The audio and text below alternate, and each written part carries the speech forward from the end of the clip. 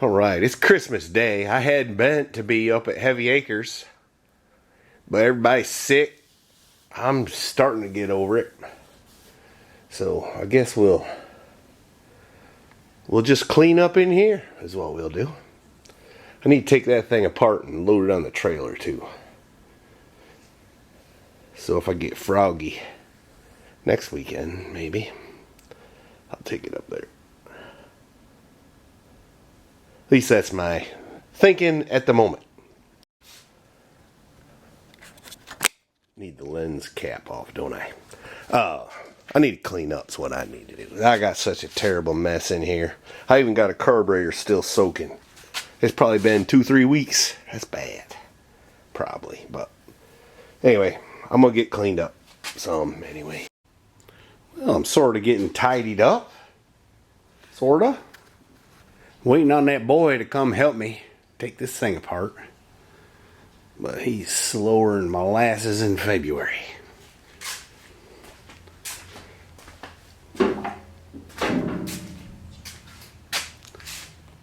Alright. Well, the boy never did show up, so I got Mrs. Heavy Chevy, who is sick. Because you gave it to me. And some things you shouldn't share. I didn't want it to start with. I don't know where I got it. So, anyway, it doesn't matter. It's what happens. This has been happening since, don't you remember in the 1900s? Way back when? Folks would get colds and the flu and stuff in the wintertime. You remember that? No, because I wasn't here. Yes, you were. You were right there with me. I graduated in the 90s, and you were like... You said 1900s. That's right, 1990. It was a little joke back in the 1900s, the last century. You made it sound like... We're old. Okay. It's not funny if you gotta explain it. Alright. I'm working on a quadrijet today. This is the day after Christmas. I'm still off work. Man, this crap is still hanging with me. But I can't sit around the house, you know. I just can't do it. So, I'm out here working on a quadrijet. I'm going to put on my Firebird. The throttle shafts were loose. So, we got to put new bushings in it. See, got some right here. And I just got through reaming out the holes for it. And then the little bushing will go in there and lock tight in place. And if everything works out right, the throttle shafts won't bind, which is my fervent hope and desire. Alright, I'm finna tell you another quadrijet tech tip that I just figured out today, by the way. You see here these idle mixture screws on these late 70s quadrijets. Here, let me show you. They came sealed from the factory, so you couldn't adjust them. So with a plug in there. So what you do is take a hacksaw and hacksaw it out and knock the plug out, and then you could adjust the idle mixture. But it's a real odd thing, and I have lost my little KD Tools flexible idle adjustment thing. I don't know what the heck I did with it. When I worked on my old blue and white Chevy, I had it, and now it's gone. Maybe it's laying on the intake. I ought to go look. But anyway,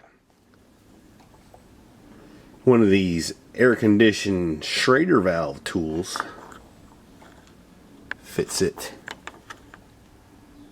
dang near perfect. So, just FYI, cheap on the Amazon, you know, Chinesium. Alright, I made this tool a little while back, which is a 5/16 bolt. I had to put it in the lathe and cut it down all the way to the inside there. And then I put my little bushing on there. And then you slide it in the shaft into the hole and it locates itself right there, see? And then you just tap that with a hammer and it should go right in, slick as a whistle. First you gotta put some Loctite on it. Alright. The little bushings are installed. Dang, almost looks like I've done that before. I did, but it's been so long I kind of forgot what I was doing. But I'm remembering. It's coming back to me.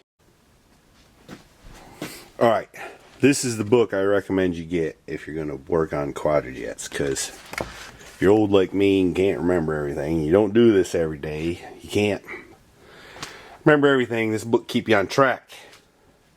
In fact, got me on track to start with. So there's another book, maybe I'll get that. Here's another book by Doug Rowe. These guys kind of differ on opinions on a few things, but this is the book I had to start with. And then I got this one. This one is by Cliff Ruggles, I think. Yeah. My opinion, this one's a little better. But I built a few using this one, and they ran fine, so. And the one I got on the Firebird now, I had built by Jet Performance.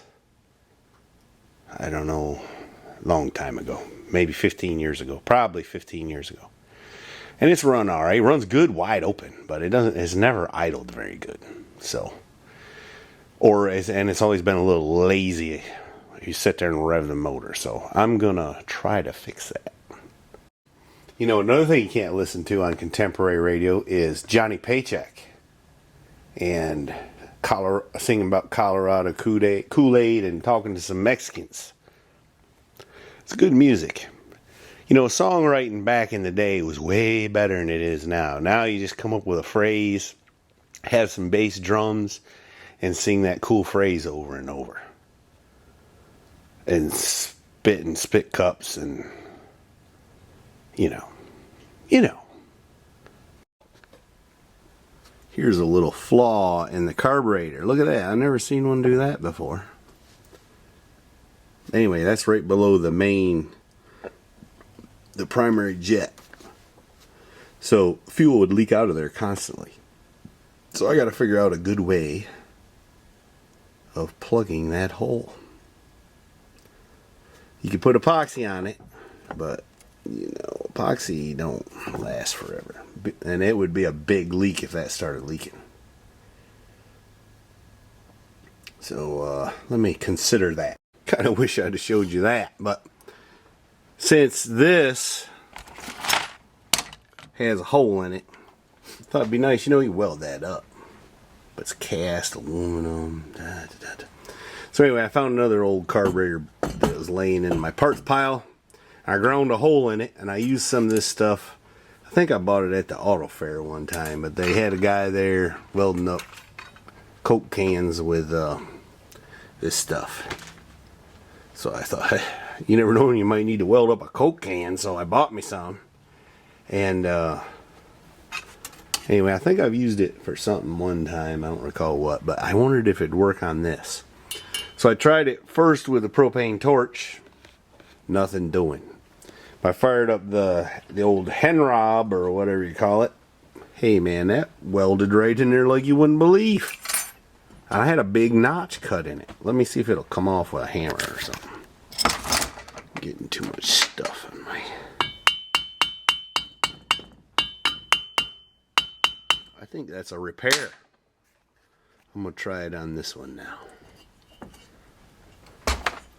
Just see. And I did take that plug out right there. I should probably fix that first. I don't know, maybe not. Let me just see what happens. You know, if I had a camera, man. Anyway, I don't. I don't know.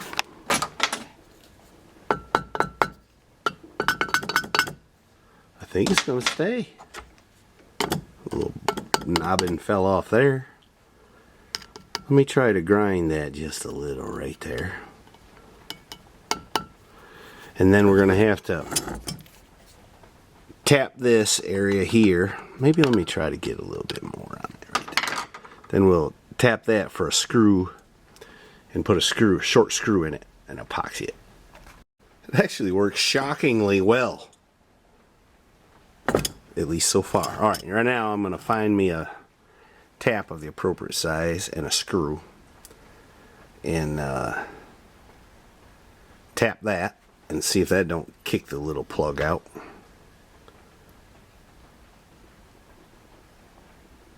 Let's see how it goes. Alright, well, disregard everything I just said about how I thought that might have fixed it.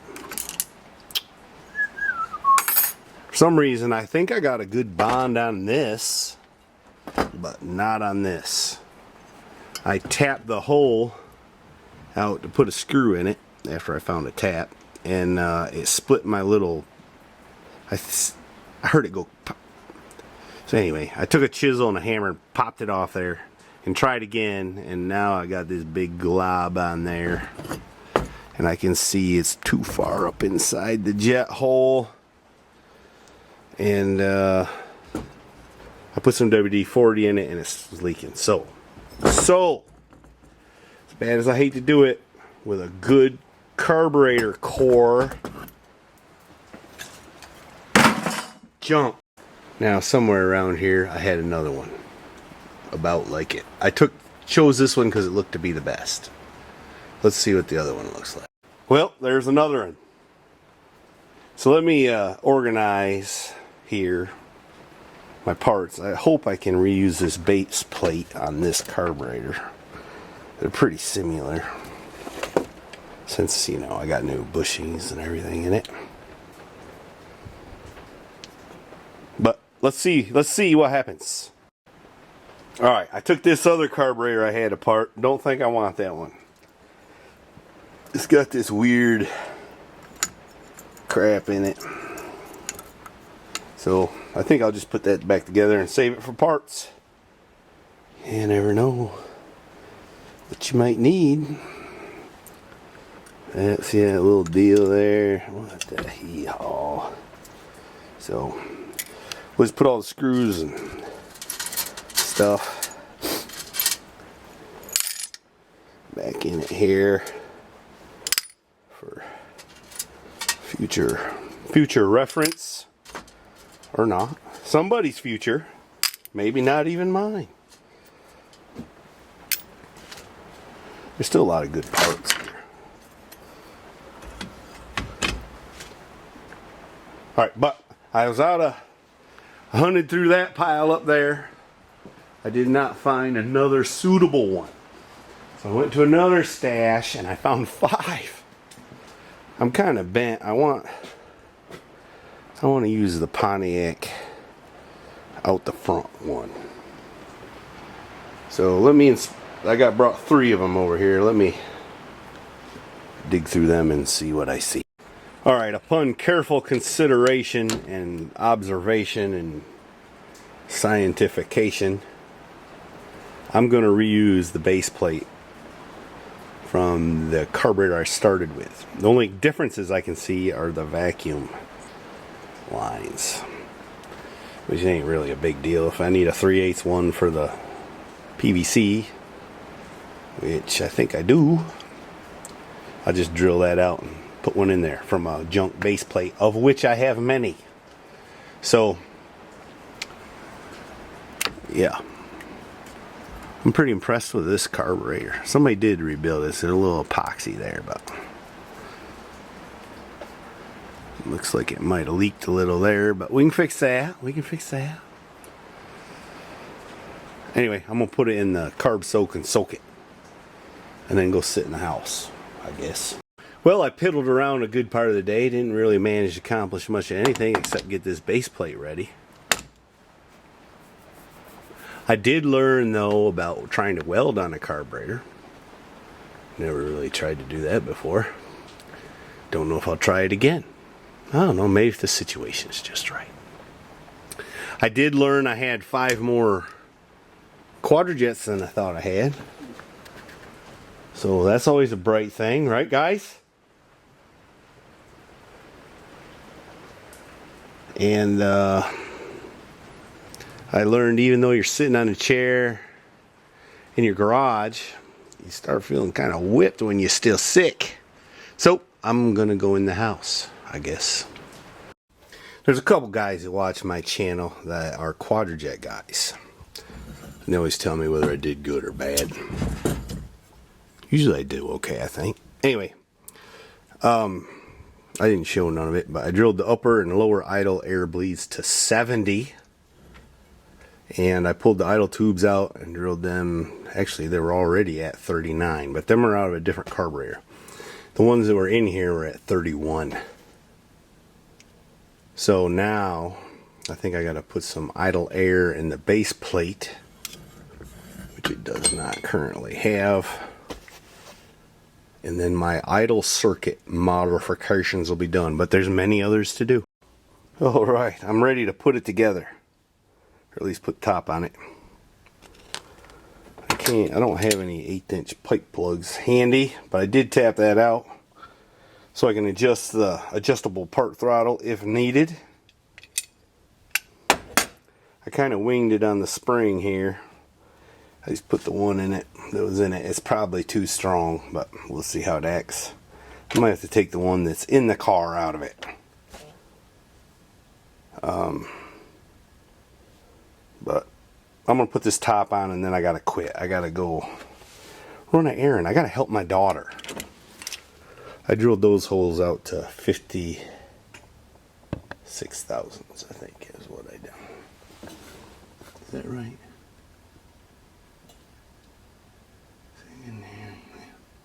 59. And I got to make some notches.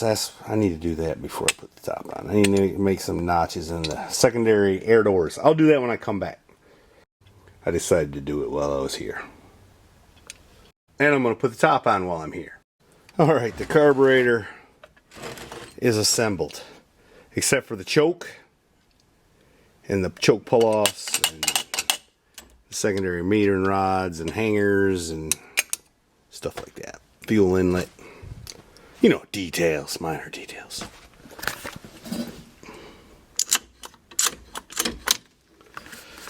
But it seems to work that much anyway. Alright, I gotta go. Alright, I think it's good to go.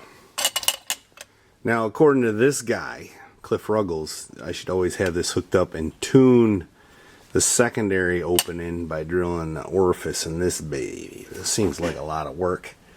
And this guy, Doug Roll, says just adjust the spring on the flap for it to work. And that's how I've done it on everything I've run so far. And, well, you've seen the videos when I drag race the Firebird or the truck. There ain't no bog. She just goes. So you just got to play with it and get it tuned right. So I think that's how I'm going to run it. That might be a little on the weak side, but I'm going to put it on there and see how she acts. Got the electric choking, choke pull off. This does some choke business here, so we're going to leave that on there. I got to find an 1/8" pipe plug, and I'm not going to run a fuel filter in it. I'm going to have an external one, like how it's set up now. Just because those are easier to come by if you're out on the road and you go in and ask the guy in the parts store anymore for a long GM fuel filter and you get quite a look. So there was a guy in Virginia, I think I did that in a video when I was going up to get the Model A. That guy in there knew just what he's talking about. You talk old stuff. Set up wires for a big block Chevy hot rod. He went back and grabbed them. They fit right on there. So that was pretty cool. Alright. I need a few hoses. A few hose plugs. Okay, here's the recipe I did. Y'all tell me if this was dumb. Idle mixture screw hole. Was it, I wrote 99. I also been forgetting the 0 in my decimal points there. So that's not good. Idle tone tube was at 39 thousandths. The idle channel 59. It was 42. The lower idle air bleed we put to 70, and the upper idle air bleed to 70 thousandths. I got the accelerator pump in the inside hole just because that's how it was. I don't know how it is on the car. The upper main air bleed is at 70, which it was. The lower one was at 30. Wow. I drilled it to 70. It's got 73 main jets in it, 55 PE primary metering rods. I drilled out the fuel inlet to 135.